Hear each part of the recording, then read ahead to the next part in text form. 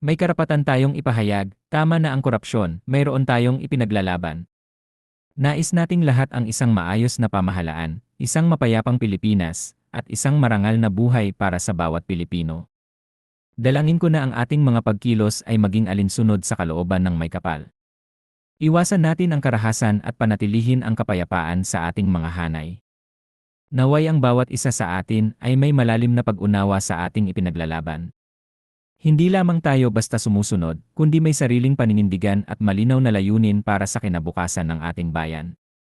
Hindi sapat na magpatalsik lamang ng isang tiwaling pinuno kung ito ay papalitan din ng isa pang ganid. Balikan natin ang ating kasaysayan.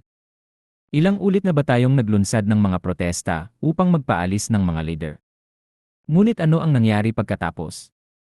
Nabawasan ba ang korupsyon? O lalo lamang itong lumala? Hindi ako sang-ayon o laban sa sinumang politiko. Ang aking hamon ay simple. Gaano kalawak ang ating kaalaman tungkol sa ating pamahalaan at sistema ng hustisya? Kapag napalitan ang kasalukuyang administrasyon, ano ang susunod nating hakbang? Mayroon ba tayong konkretong plano para sa tunay na pagbabago? Marami ang nagtatanong, kung ang Diyos ay makapangyarihan, bakit hinahayaan niyang manaig ang kasamaan at korupsyon? Ang sagot, pinahihintulutan ito ng Diyos upang subukin ang ating pananampalataya at pagmamahal sa ating kapwa. Hindi niya kinukonsinti ang kasamaan, ngunit ginagamit niya ang mga ito upang tayo ay matauhan. Kung walang dilim, hindi natin mapapahalagahan ang liwanag.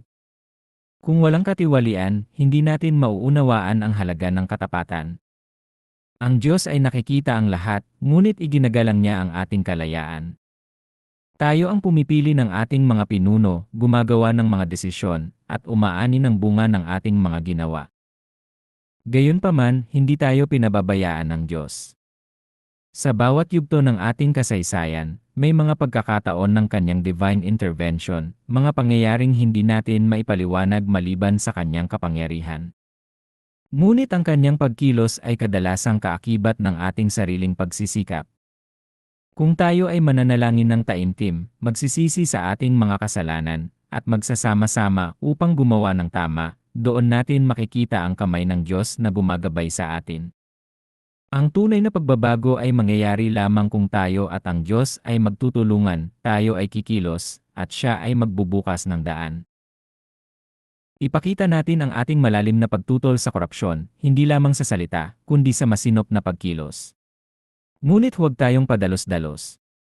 Sa halip na sumabog sa galit, manatiling alerto at gamitin natin ang ating kapangyarihan sa tamang panahon. Sa susunod na halalan, bumoto tayo ng buong talino at paninindigan, isang boto para sa karapat-dapat, hindi sa mga palabas at pangako. Kung tunay nating ninanais ang pag-unlad, dapat itong mag-ugat sa ating sarili. Sa konsensya, sugpuin ang pagwawalang bahala sa mali. Sa desisyon, piliin ang prinsipyo kaysa ginhawa. Sa pananagutan, itaguyod ang katotohanan kahit sa maliliit na paraan. Huwag asahang ang Diyos ang gagawa ng lahat. Sa halip, gawin natin ang ating bahagi, at sa kanyang biyaya, magbubukas ang daan tungo sa katarungan. Hindi sapat ang protesta sa kalsada kung patuloy na naghahari ang kasakiman sa ating mga puso.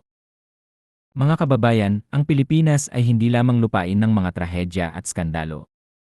Ito ay lupain ng pag-asa kung tayo mismo ang magiging liwanag nito.